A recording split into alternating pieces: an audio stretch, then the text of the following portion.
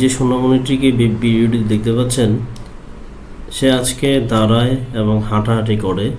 তার পিছনে একটি গল্প রয়েছে।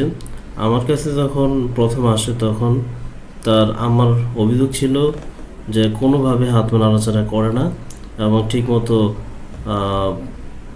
বাবু ঠিকমতো হাঁটাহাঁটি করবে কি না তাদের একটা সন্দেহ ছিল।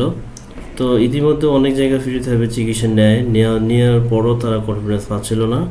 টঙ্গীতে কয়েকটা জায়গাতে ওনারা ঘোরাঘুরি করে অবশেষে দত্তপাড়াতে আমার যে ফিজিওথেরাপি সেন্টার একটা ব্রাঞ্চ আছে, পেশেন্ট রিকভারি, সেখানে আসে এবং আমি অ্যাসেসমেন্ট করে চিকিৎসা শুরু করি। চিকিৎসা শুরু করার পরে আমরা মোটামুটি ওনাদের সোনামণির মাকে একটা কনফিডেন্স দিই যে আপনার বাবু হাঁটতে পারবে এবং স্বাভাবিকভাবে যে সুস্থ বাচ্চা যেভাবে হাঁটাহাঁটি করে ঠিক সেভাবে করতে পারবে।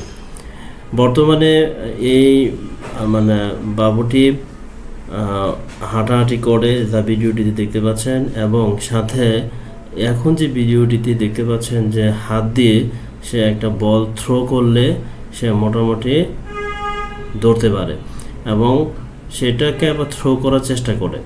দেখেন, তো আপনাদের যাদের এই ধরনের সোনামণি বাবু আছে, জন্মগত প্যারালাইসিস থাকে, অনেকে কনফিউশনে থাকেন যে হাঁটাহাঁটি করবে না বা অনেকে না জেনে চিকিৎসা নেন না, তো অবশ্যই বলবো যে আমাদের পেশেন্ট রিকভারিতে আসুন এবং ফিজিওথেরাপি চিকিৎসার মাধ্যমে আপনার সোনামণিকে সুস্থ স্বাভাবিক জীবন ফিরিয়ে দিন এবং যাতে সঠিকভাবে হাঁটে চলাফেরা করতে পারে।